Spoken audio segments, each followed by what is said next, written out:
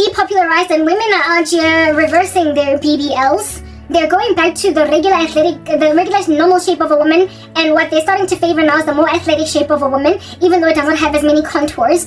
And all these surgeries all over the show are no longer popular. Ozempic is like a whole big fat thing in the entertainment industry that is being taken by celebrities in order for them to go back to basically the days of Kate Moss, where women are now waist thin again, skinny again, and being a rake is now popular. Look at that duo in that crazy movie Wicked. Ariana Grande and her co-star lady, what's the name of that co-star lady? I forgot her name. She acted in Harriet Tubman's movie, and then after that she goes and defames herself with that crazy little Wicked movie that she did with Ariana Grande. Look at how skinny they now are. Look at how skinny Kim Kardashian is. The same Kim Kardashian of which did a reverse BBL, but her BBL was influencing you. And now everybody's out here doing Ozempic. Everybody's now out here getting skinny like Ariana Grande. Everybody is now out here going back to looking like Kate Moss all over again like it's 1993. Because of influences of this world. Hey? They've been losing you. Left and right. You've got a BBL last year. This year you are reverse BBLing. Not only are you reverse BBLing, but you're losing a whole chunk of weight using strange pills. And now that same Ozempic pill has got a face. They call it Ozempic face. And that Ozempic face is making people age prematurely. So those are the side effects of using this crazy pill. So all these celebrities that are taking it are now looking gaunt and older than their years. And now everybody is stopping Ozempic and something else is now popular.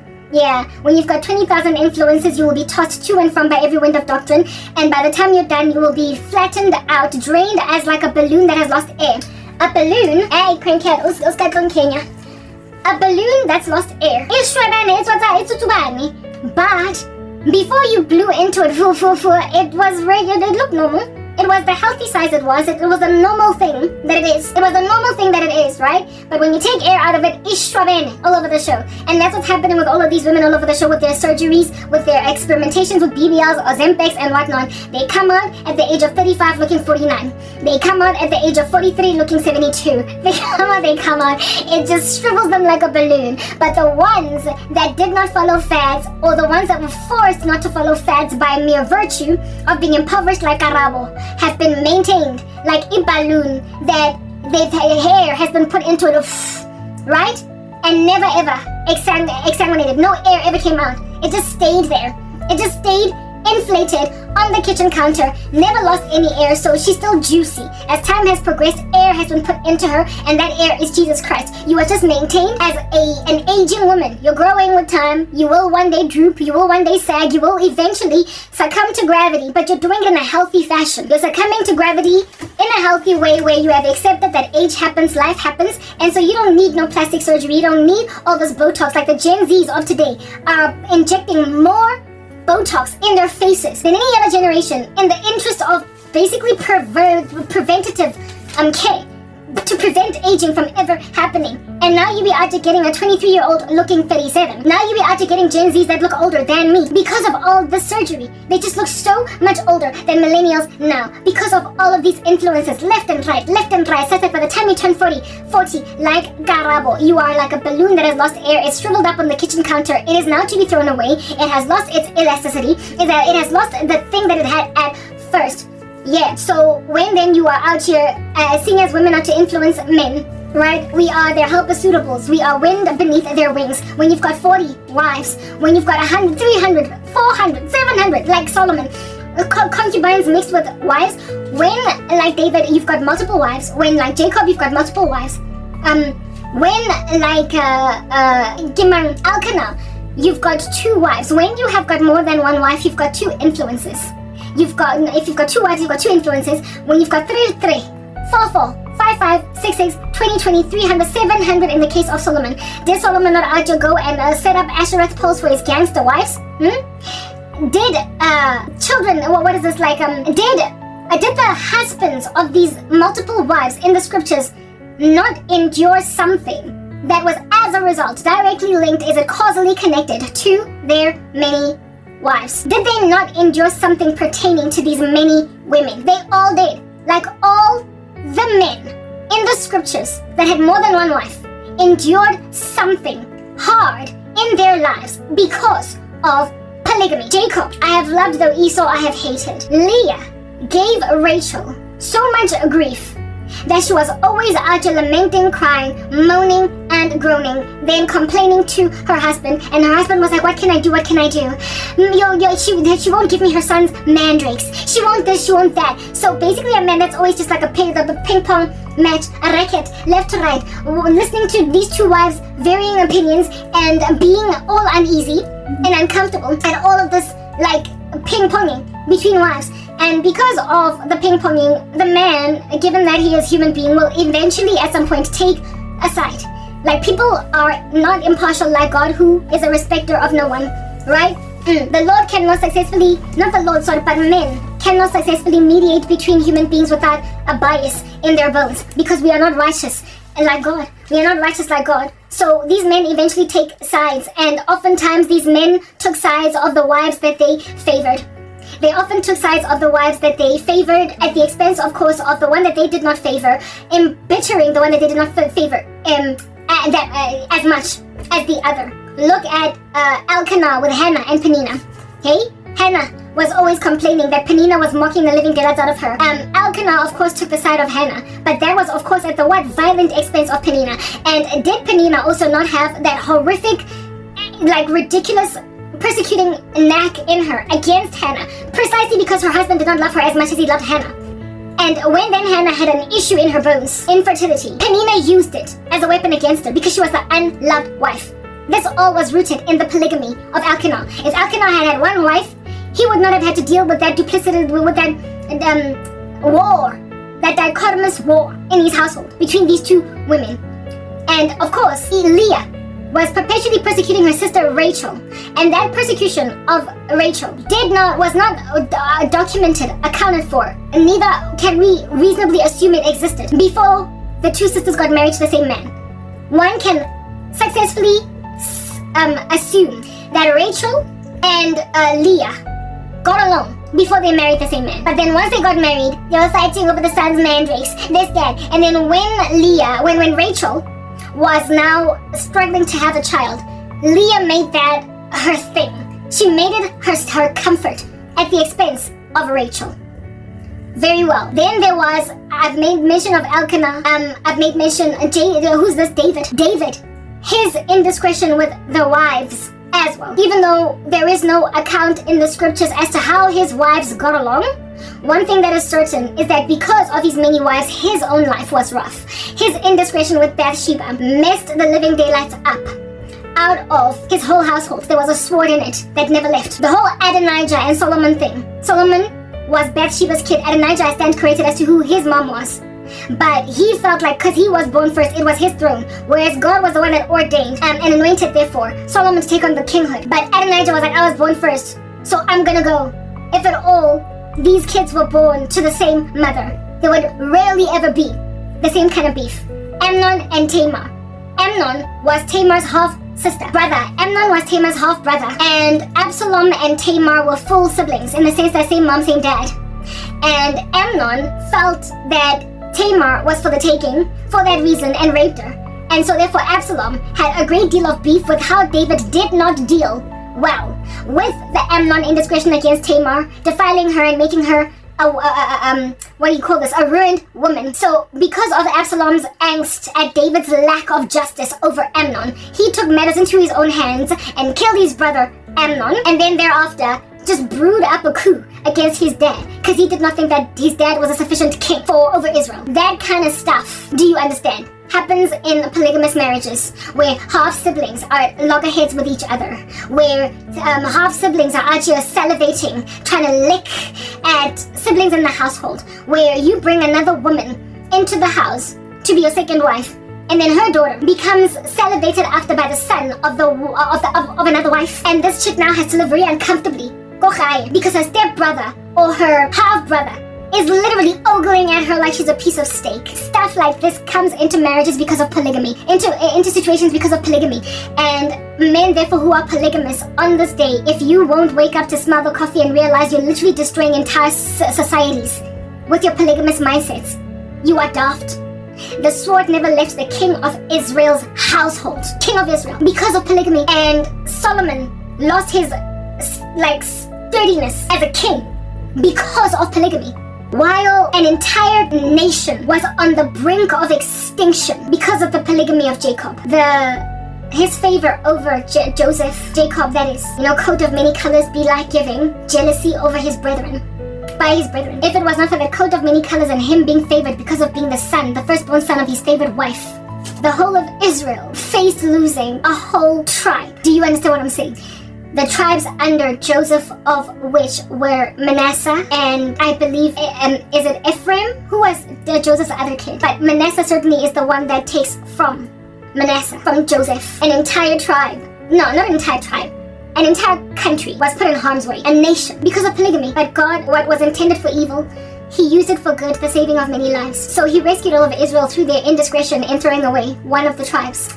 And that tribe salvaged the whole of Israel from passing away in a famine. But the point that I'm making right now is that polygamy was at the center of all of those near destructions of entire kingdoms. David's was a kingdom. Joseph's was a nation. Who is the one that I haven't mentioned right this moment? Solomon was a kingdom. I literally could keep going and going and going. Oh, and then Abraham was a nation.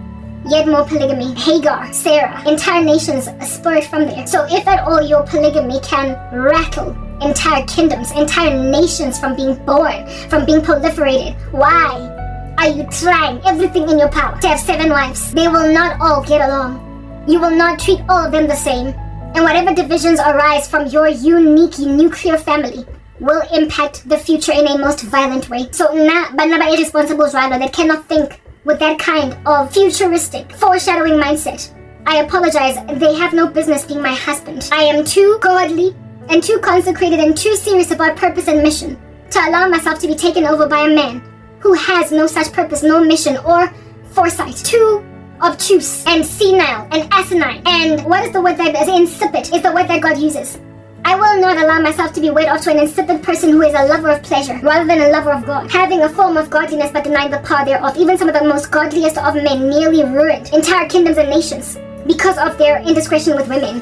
And yet I am expected as a woman to settle and accommodate and embrace in my stride the fact that this is a man's world. I get it, it's a man's world.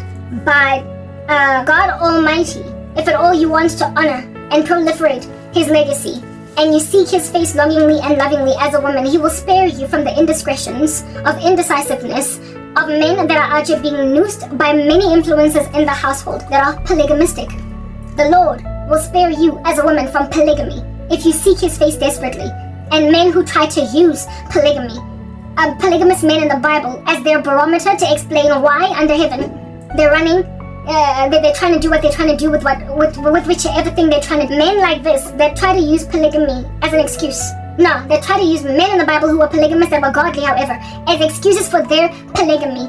They are rubbish, they are nonsense, flee from them. They have no respect for consequences, for future permutations, for kicking cans down the road, for genealogy, for what could possibly go wrong. And a person with that limited foresight is in no position to be a leader anyway. So I'm born. And they also manufacture religions premised around their greed, like Mormonism, in Islam as well. They encourage people to enter the religion by telling them that when they pass away, they're going to get how many virgins, I don't know. It's all about perversity, polygamy, and men getting more than what it is under its rapacity, its greed. Getting more than what they absolutely need. So if you can entice people to worship a god based on the fact that they're going to be in orgies for eternity, what the heck? You should see from there that that's not God truly. You should see from there that that's not holy, even in the slightest. If at all your religion lures men in with the promise of disregard of women and proliferation of one's own corporeal needs, your flesh, your greed, your rapacity, that which you can consume, devour. If your religion is promising to satiate your flesh in so a carnal capacity as promised orgies in eternity, it can't be a true religion. It can't. So all these Mormons all over the show encircling me, calling themselves Christians.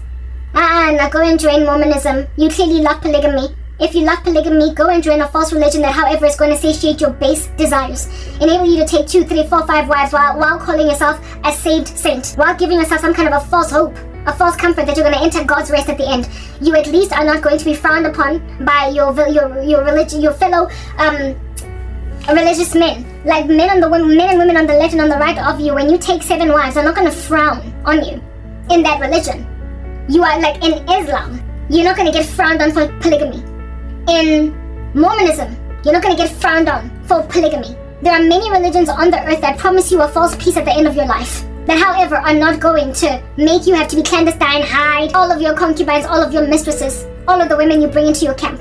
If you want to live a life that is apparently above reproach, that is not going to be shunned by the church, looked down on, become a Mormon, or even a Muslim. But do not patronize Christianity by claiming that you are but another Jacob, but another Joseph. Not Joseph, sorry, but another David. Do not claim that you're just another Solomon. Do not try and find yourself in these men. Because if you investigate, as with a magnifying glass closely, the lives of these men, how they eventuated, and how it is that they could have impacted entire kingdoms or nations, you would realize the folly of you wanting this thing. Especially considering your call is not nearly as poignant of that of Abraham, Jacob, Joseph. The only one among these patriarchs of the faith that was not a polygamist was Isaac. And we all know Isaac, married to Rebekah, only had Esau and Jacob, 2 sons.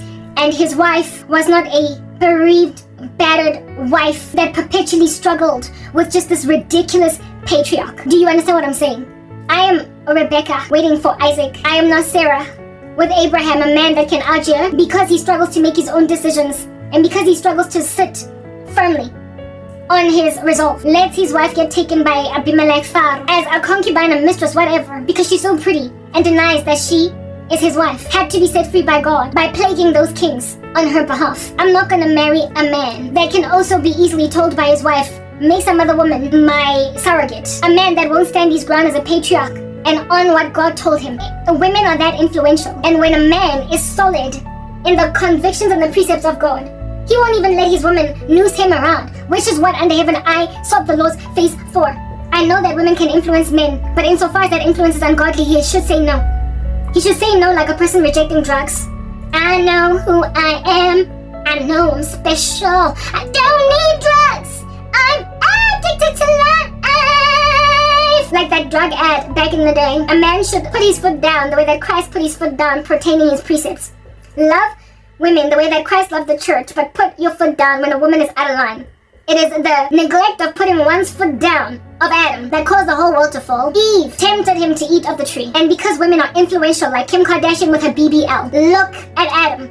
Now are you proliferating a trend that's not going to last? And now all of us are lesser for it. Do you understand what I'm saying? If Adam had said, I don't need the fruit, I'm addicted to life. If Adam had sung that song, if Adam had sung the song, I know who I am, I know I'm special, made in the image of God, I don't need the fall, or the fruit of the tree, or the knowledge of good and evil, I'm addicted to the way, the truth, and the life. If Adam had sung that song instead of capitulating to Eve's beguiling, even Eve would have been like, okay, I suppose, kotalo Satan, he's so full of deception. Thank you for being a friend. Thank you for being a husband. Thank you for putting your foot down pertaining God's precepts. Thank you, thank you, thank you. But you see, the folly of Eve and Adam, where Eve actually caused Adam to eat a fruit, continued to happen in history, where it is that look at Sarah convince her husband, who was given a promise by God just like Sarah, that you're going to be the father of nations, and look at Adam not say, I know who I am, the father of many nations, I don't need Hagar, I'm addicted to God's precepts. Sarah would have been like, oh, but I'm old, but do you? Waited until, oh, look at us at a ripe old age, conceive. Sarah would have abided if at all her man had stood by his godly guns. But the sin of Adam became the sin of Abraham. So Abraham can do nothing but be like, okay. So much so was Abraham saying, okay, to Sarah, that when Sarah was like, this woman is frazzling me because she was able to give you a baby, she's pregnant, Abraham agreed to orphan his child Ishmael. And precisely because of that orphaning of Ishmael on Abraham's part, there is now Islam. Like that crazy thing that is happening in the Middle East is happening because of indiscretion by a patriarch that would not listen to God, right? If at all Abraham had said, first and foremost, in the very initial stages, no, to Sarah's request pertaining Hagar, there would not be an Ishmael. But if an Ishmael happened anyway, but Abraham repented, Abraham would not have allowed for Sarah's whims to kick Hagar out the camp and ultimately excommunicated her from her people. In all fairness, they were not her people. Her people were the Egyptians. But if you go and you join Abu Sarah in the wilderness out there, no, actually, you know what? All these things were caused by Abraham. Even Hagar's presence in that camp was Abraham's fault. Why? Abraham in Egypt abandoned Sarah to the whims of Pharaoh, and then God plagued Pharaoh. And because of God plaguing Pharaoh, Pharaoh said, "Get out of my house and take your maidservants with you." So Hagar, being the servant of Sarah, was taken out of Egypt with them all. The plaguing of Pharaoh would not have happened, and Sarah and them likely not even gotten kicked out. And so Hagar, not even separated from her people, Hagar of which would have then likely gone on to marry her own Egyptian husband. That would not have happened if from the get-go Abraham trusted Jesus.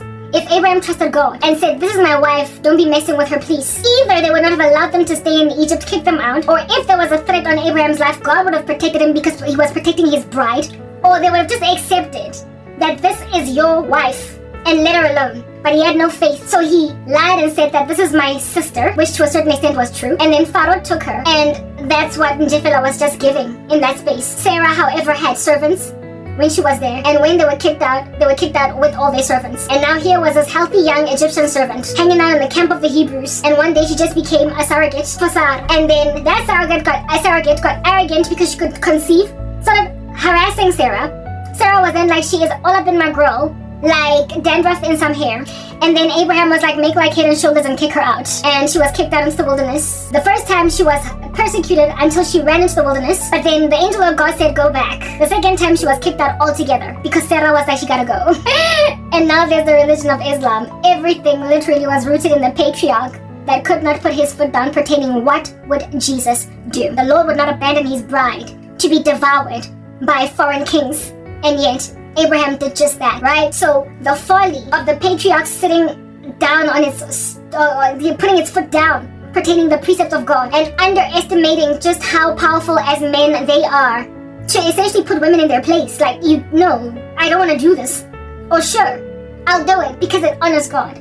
They have no idea just how much of this global calamity would have been prevented. First and foremost, the fall wouldn't have happened, at least not at Adam. Probably later on one of us would have done it. But the fall would not have happened at Adam if only he had stuck to the guns of God, of what God passed down to them.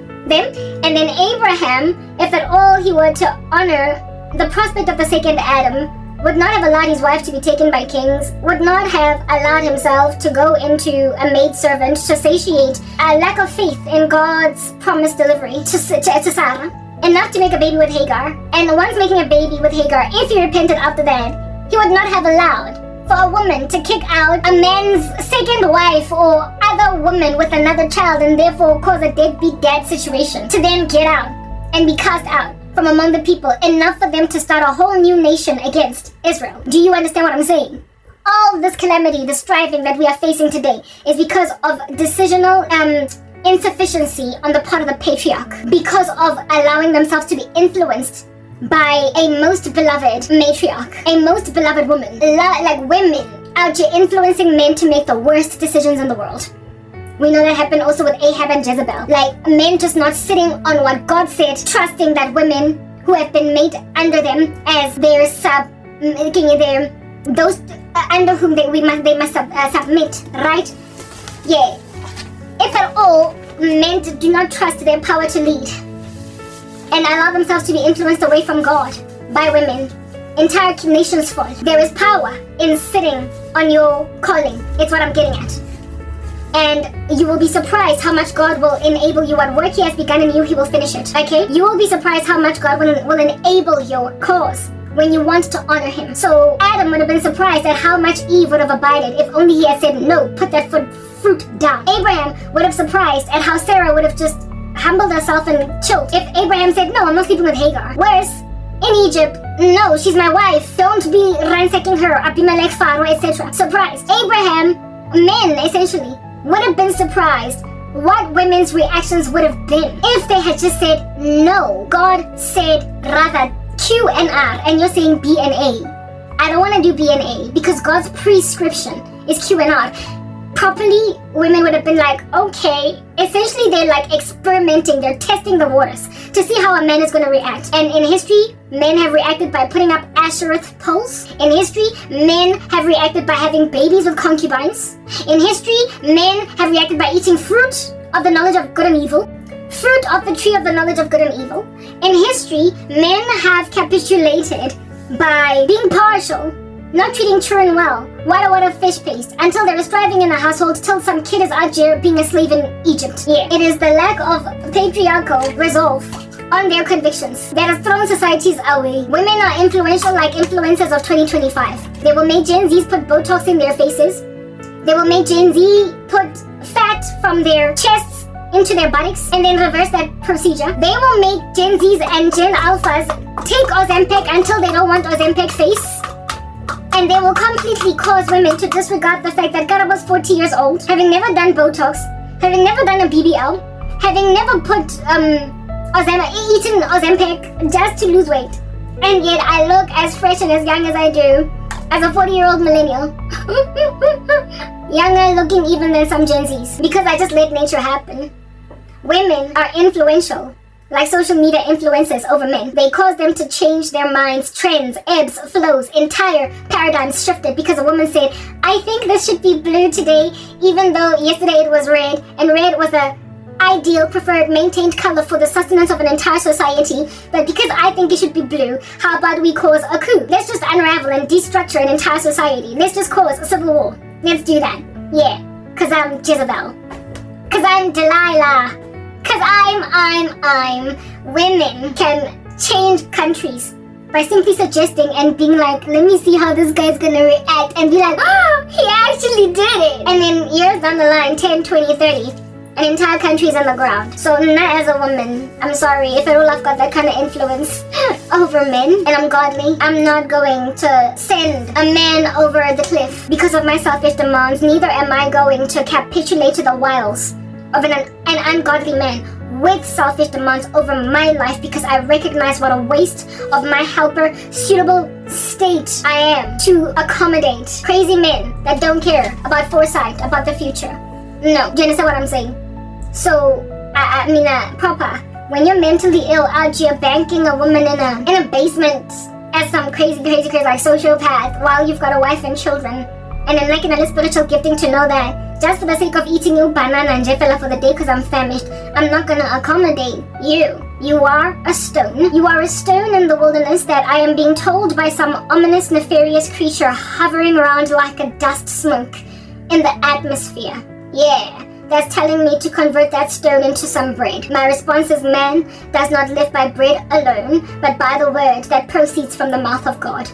I choose Jesus, and I choose him perpetually in never-ending measure, even if it makes me appear like a fool for a season, because indeed the things of God are foolishness to the man who is perishing. This here is not a fool's errand. It is the only way that pays fruitfully in the end, but in the run-up to, in the periphery, in the center, right here in the middle, so not the periphery per se, but in the middle. I look like I am wasting my time and my resources on religion.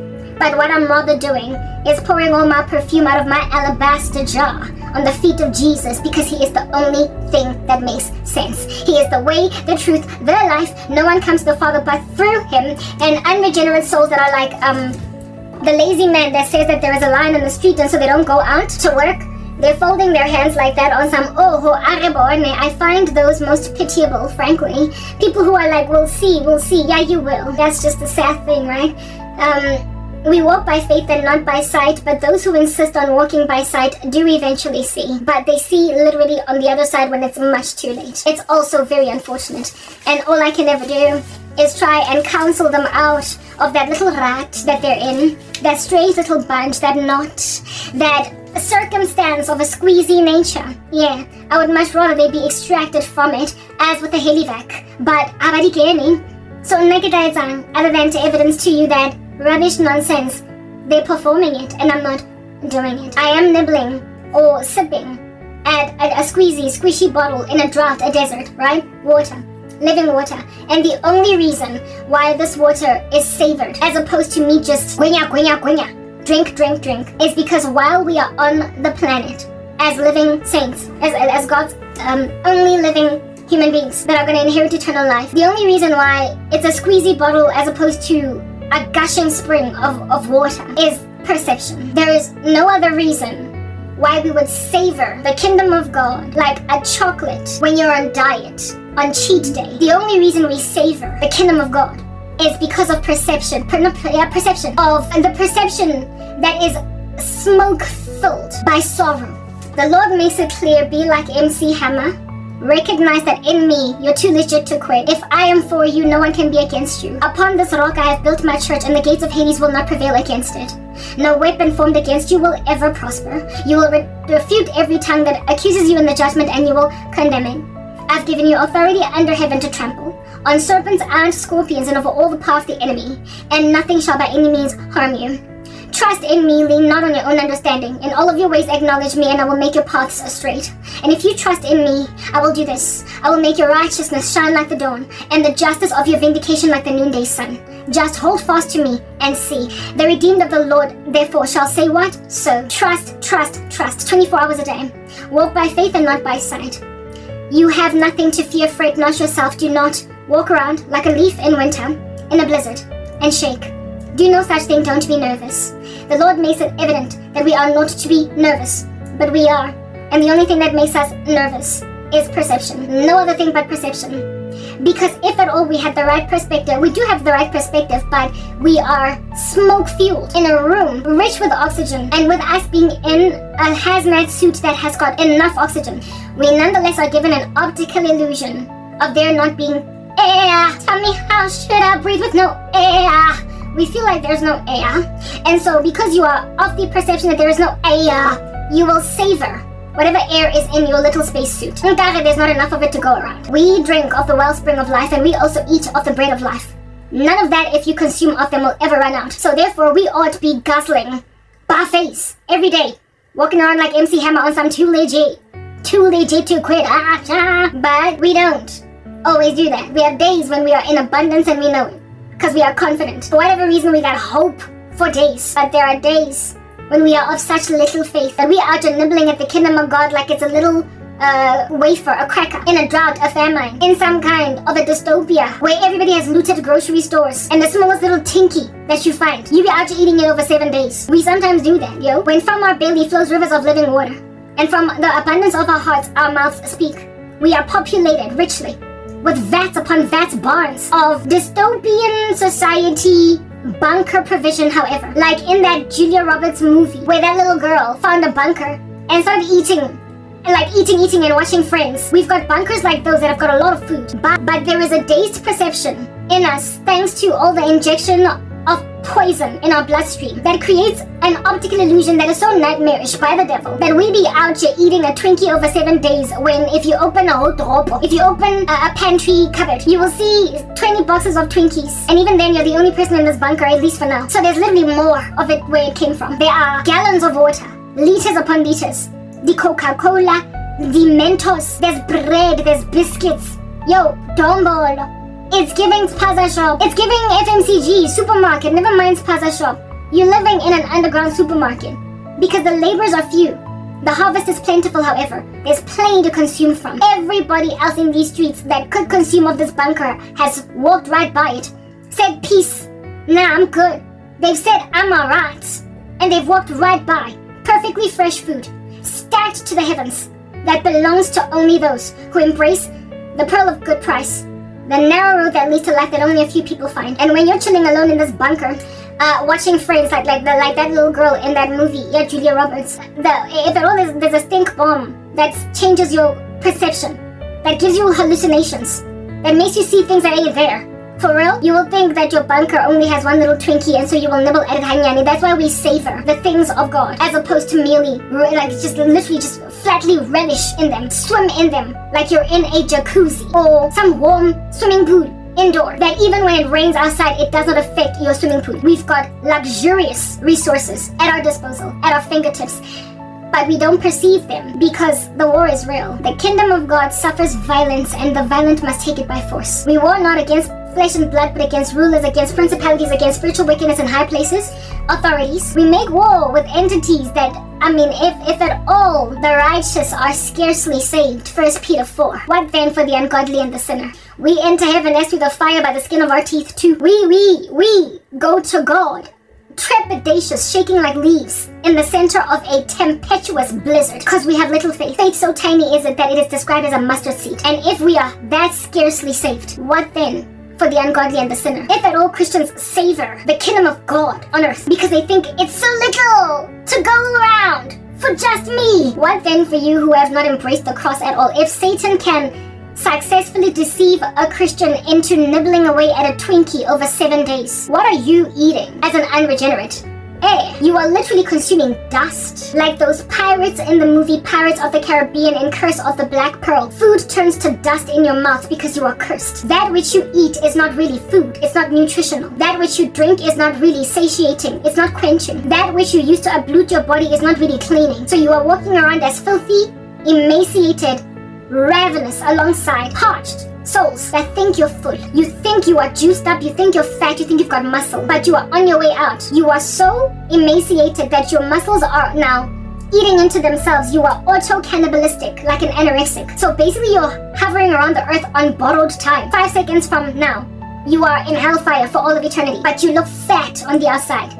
While fresh, healthy, athletic saints out here be thinking that they're walking around rather like you, for the devil has given them an overwhelming and inordinate fear of stuff that's not even really there. So we, in the spirit, are athletic, we are fresh, we are agile, but we have a perception of hunger that's not really there. And we have a perception of thirst that's not really there. We have a perception of malnutrition that's not really there. We are fresh and full and healthy, juiced up like an active teenager. And yet, we perceive ourselves rather as emaciated. So unlike you who have a perception of being fat and girthy, juicy, we rather have a perception of being emaciated. And the Lord will one day make like Elisha over his servant and tell us to peel open our eyes.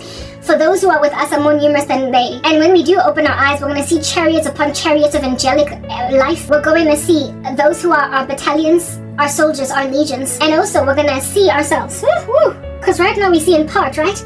We are going to gaze at our bodies. We are going to look at our bodies, at our incorruptible bodies, and be like, whoa, whoa, whoa, because we did not know just how agile, fresh, and new we were, like new creations. You know, I like to use the entertainment industry, I keep on repeating myself, to help you understand the predictive programming that's just littered all across these streets, evidencing a reality that is coming. So I like to use the movie Avatar to help people understand what being born again is likely going to be like. Not born again sort of, but being translated, not born again, but translated into an incorruptible body. If you have seen the first Avatar movie, when Jake Sully is moved into his avatar body, prior to being in that avatar body, he was on a wheelchair. He was not a paraplegic. Yeah, he was a paraplegic, not a quadriplegic. His legs were the ones that were not operating properly. And then he got into an avatar body, having not been able to walk before. And the first thing he does, even when they've got all those things to monitor his heartbeat, his activity, basically how healthy he is, can he mobilize? He was so excited about how this body feels. He was like, whoa, whoa. And he ripped off all of those things and started running, even though he was wobbly-legged. He started running. And then his colleague friend is like, whoa, stop, you still need to get checked. Wait, Jax, wait. And he just like removes everything, he runs outside. And then Grace goes out and follows him and grabs a fruit from Pandora and throws it at him, and he catches it. And she's like, reflexes are good. And then Grace asks him, how do you feel? He's like, I feel great. No, that's not Grace, actually. He holds the door because he's a little bit disoriented in his new body. And then he says to people around, he's like, I feel great. And he starts to run in this avatar body, and then Grace throws him a fruit, and then he catches it, and then is made to eat it, and he's like, whoa, and he's all excited. Like, you see that, like, that's the best example that I get given by the Spirit of God as to what it's going to be like to be in incorruptible bodies. We will have lived in these tired old sappy bodies that are passing away, some of us with disabilities, some of us with age having caught up with us, some of us with back problems, headaches, and we're then going to have these incorruptible bodies, and we're going to be like, whoa, eat from heaven and be like, this tastes great, and say to God, I feel great. All along, you've had that for an inheritance. But on earth, you are savoring it because you don't have, at least in spots, the perception of you being that thing. You're a new creation. The Spirit testifies with your spirit that you are a son of God. And so therefore, you're as good. I mean, the Lord likes to sing this to me all the time, especially when I'm writhing, reeling in sorrow. Consider yourself at home. Consider yourself part of the family. Proper. I'm as good as sealed. I'm going home. It's gonna happen. But in the run-up to that eventful day, I am beleaguered and I'm sorrowful. So for those reasons, Angizboni. I see a parched, emaciated rando on days when my faith is lacking, when I'm of little faith, when I'm taking my eyes off Jesus. But still, nonetheless, God does take me out from the river, from the water. And he says, oh, you have little faith, but it's enough that I have faith so tiny as a mustard seed. It's enough. The tiny little faith that is here, that is the size of a mustard seed, is enough for me to enter the rest of God. And it is enough for the Lord to constantly tell me, you'll be okay, fear not. Don't be nervous. You'll be okay, fear not. Don't be nervous. And over and above it, consider yourself at home. Consider yourself a part of the family. I am as good as in heaven, but I don't see it yet. And that's why we have to keep on encouraging one another with psalms, hymns, and spiritual songs. Because it is important for us to gain courage and comfort in a place where we know in part, see in part, prophesy in part, and even though we are fully known, we don't yet know, but one day we're gonna know. One day we're gonna know just as we are fully known, but until then, comfort is necessary, it is nigh. Comfort is imperative. We need to just keep reminding ourselves, if at all we're in solitude, or each other, if at all we have one another, and if at all in solitude we don't have comfort in our own selves, the Lord will supernaturally himself out here comfort beleaguered saints, imprisoned saints, saints so afflicted that they're 5 seconds out the door, but then the Lord is like, do not be afraid, do not be very afraid, do not be nervous, do not look at the battalions about you and anticipate, I'm editing, that they're truly gonna engulf you whole like Pac-Man. They're not going to succeed. So therefore, those of you that are trying to make me look at this flat earth, and I'm not saying flat earth in the sense that the earth is flat, no, it is a sphere, but flat in a metaphoric sense, in the sense that it's like a tire that's punctured on the side of the road. It's not even all that in a bag of chips, frankly. There is a time coming when we're going to inherit a brand spanking new earth that doesn't even have an ocean. So this earth is flat like flatbread, a burrito, and a tire on the side of the street of a person that out here hit some spikes. This earth is flat like that. It's not that great. Do you understand? But it's all we got for now. And there are people who believe that this is all we got forever. And so juicing it, like take 5 when you're in grade 7, juicing this earth, they harass us with the fact that we're not trying to juice it too. And they try to use the senses of the planet to make us walk away from a God that has guaranteed us the sensations of Jake Sully after getting in his avatar body in the movie Avatar. I feel great. They're trying to make us neglect so great a salvation. They're trying to make us walk away from ultimately escaping these bodies of death. From ultimately not having to wrestle with them anymore like Romans 7. Okay? From ultimately no longer striving with a, deceiving Satani that ought to be feeding you shrooms. You will hallucinate that you are in harm's way as a saint. And the hallucination will be nice and real. Do you understand? You will feel like you are in this particular war zone, which you are in it, Mara, with the guarantee to win. So time and time again, the Holy One of Israel needs to keep on comforting us, telling us, all is not what it seems. Walk by faith and not, I will walk by faith. I will walk by sight.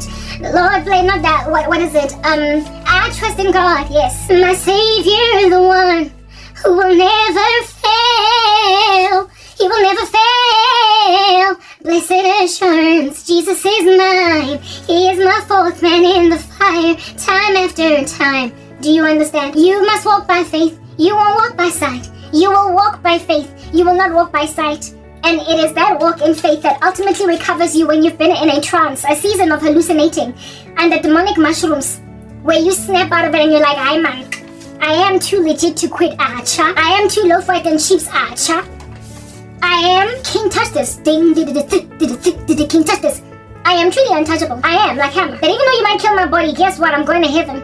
So I'm not going to fear you, mere mortal. For God can only crush you under his thumb, but then take you to Hades afterwards. So I'm going to do what I need to do. And I'm not going to be a coward.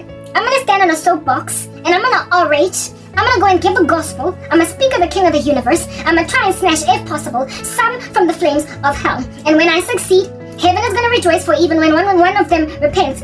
It celebrates. It throws party packs in the sky and says, that's God, right? And you the lazy ass later, heaven. When people repent, and if at all I can bring that kind of joy to a place that is striving with the earth, that has no regard for its maker, I'm feeling that party. I'm feeling that business, that banquet. I'm going to it. I'm attending it. I'm taking the RSVP, and I'm pitching with my best Sunday outfit. That is the God of the universe. So those of you that call God a suicide, a murder-suicide daddy, like the kind of husband that would kill his wife, kids, and then himself, mamela, reverence, lack of honor for God, blasphemy, sacrilegious twat, gobble speak, because it needs to be eaten whole like a gobbling giant, that which is nonsensical rhetoric, mamela, alright? God is not to be mocked. Whatsoever a man soweth, so too shall he reap. Again, if you sow to the flesh, you'll reap corruption. If you sow to the spirit, it's giving eternal life. Alright? So if you are just like, literally God has shown me that there are people who think that Christianity is like a murder-suicide. Our God is just this thing that is going to die once and for all, but before then it's going to kill everyone that believed in it. Never mind him, right? The God of the Christians is dead. It's not really God. And in the belief of this God, as they're pursuing him hotly like a burning iron, they too are going to get killed. They literally call my faith, my religion, my Christianity, my Jesus, a murder-suicide mission by a bad dad. But even the bad dad that I spoke about earlier does not forewarn his children and wife, telling them to wear their Sunday best, because tonight he's going to kill them, and then himself. Our God says the world is going to kill you. They are going to throw you out the synagogues. The day is going to come when they do so thinking, listen to this, it's so crazy. They're doing a service to me. They are going to apostatize as a concert, gather for themselves a great number of teachers to teach them what the itching ears want to hear, and then afflict everyone who walks in the way of truth. They will revile the way of truth. The name of God is going to be blasphemed because of their false shepherds that are like wandering stars who have got the blackest of darkness reserved for them forever. And this is going to happen in increasing measure in the last days. And they're going to hurt you so badly that you are going to dwindle in number, flat line on the x-axis like a horizontal asymptote, until there's barely any of you left. And precisely because of how few of you there are going to be in these streets, over and above the fact that it's already been few all this time that find the path of life, now it's going to be especially few. More so precisely because of how much fewer of you there are, more so are they going to be emboldened to believe that I ain't a thing, that I don't exist. Whereas I said that if anybody is going to believe in God, they must believe that he what? Is. For before Abraham was, God is. Before Abraham was, I am. He is and was and is to come. So if you're going to believe in God, you must believe that he is. If you're going to have faith, you must believe that God is. But these people don't. They have what we call a cultural Christianity. It has a nice ring to it, eh? Like it rolls off your tongue like the twang off the tongue of a person that has got a Model C English-speaking accent. Why twang amutona? So to be a Christian is to have a twang to your English. It's English, but it's got a je ne sais quoi, because it's got a twang. Yeah. So when you speak English with a Zulu accent, because you have been trained under apartheid and you don't buy the skellum of the twang, you're not speaking English on that day, because really and truly that which makes for true English is a twang. They look at Christianity like a twang on English. English is English, whether or not you speak it with the accent, whether or not you speak like a Nigerian. English is English, and so far as you understand the language, you can understand the dialect being spoken by myriads of accents. But a lonely little Model C rando, what do they call this, tribalist, like persecuting because you don't speak English with a twang that is very gentrified, with your nose being clipped by some pigs as you are releasing certain words. When you don't speak English with that twang, apparently that's not real English. You know how you get some black people like that, and then others be like pronunciating. You are not the master of pronunciation. You are not the master of pronunciation when you are to be dissing a person's accent. Tomato, potato, patata. You are not the master of pronunciation.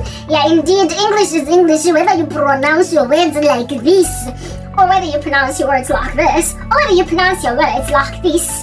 Whether or not you pronounce your words the way that the politician in South Africa will pronounce every last syllable, every last consonant, every last vowel, you will know that it is in the sentence because it is going to be mentioned. Whether or not you speak like this, bottom line is all along I've been speaking English, you got me, right? Yeah. Well, those that wear Christianity like a twang, yeah, Those who wear Christianity like a twang on English, the way that I speak English with a twang. Ke na le accent le nna ke go thanga ka leleme la botoro nka botoro mo bogotong ya toast no gal ke melt ke lelemela ke a gotha teka botoro mo toasting e qeta mo tswa go toasting ha ke bua segwa ke yeah I melt that way but it's still English even if I'm speaking in Nigerian accent. Understand, today is English, tomorrow is going to be English. I'm going to be speaking every single day the same language, but in different accents, but you comprehend, don't you? However, cultural Christians wear Christianity like a lapel badge on their shoulders, on their chests.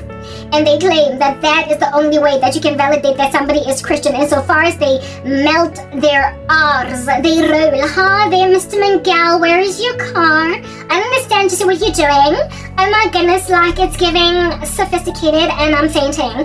So, where are you gonna take me for the movie?